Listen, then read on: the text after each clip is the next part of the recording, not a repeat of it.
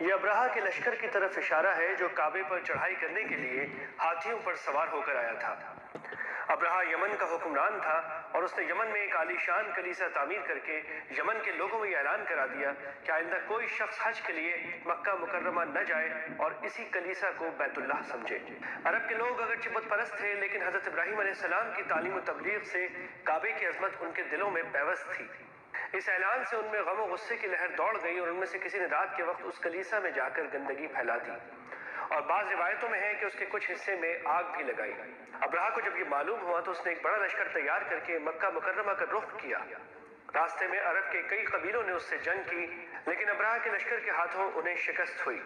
آخرکار یہ لشکر مکہ مکرمہ کے قریب موقس نامی ایک جگہ تک پہنچ گیا، لیکن جب اگلی صبح اس نے بیت اللہ کی طرف بڑھنا چاہا تو اس کے ہاتھی نے آگے بڑھنے سے انکار کر دیا، اور اسی وقت سمندر کی طرف سے عجیب و غریب قسم کے پرندوں کا ایک غول آیا اور پورے لشکر پر چھا گیا۔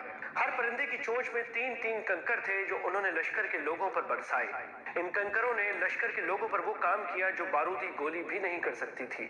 جس پر بھی یہ کنکری لگتی اس کے پورے جسم کو چھیدتی ہوئی زمین میں گھس جاتی تھی۔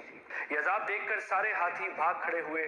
لشکر کے سپاہیوں میں سے کچھ وہیں ہلاک ہو گئے اور کچھ جو بھاگ نکلے وہ راستے میں مرے، اور ابرہہ کے جسم میں ایسا زہر سرایت کر گیا کہ اس کا ایک ایک جوڑ گل سڑ کر گرنے لگا۔ اسی حالت میں اسے یمن لایا گیا اور وہاں اس کا سارا بدن بہہ بہہ کر ختم ہو گیا، اور اس کی موت سب سے زیادہ عبرتناک ہوئی۔ اس کے 2 ہاتھی بان مکہ مکرمہ میں رہ گئے تھے جو اپاہج اور اندھے ہو گئے۔ یہ واقعہ حضور اقدس صلی اللہ علیہ وسلم کی ولادت باسعادت سے کچھ ہی پہلے پیش آیا تھا، اور حضرت عائشہ اور ان کی بہن حضرت اسماء رضی اللہ عنہما نے ان 2 اندھے اپاہجوں کو دیکھا ہے۔ تفصیلی واقعات کے لیے ملاحظہ ہو معارف القرآن۔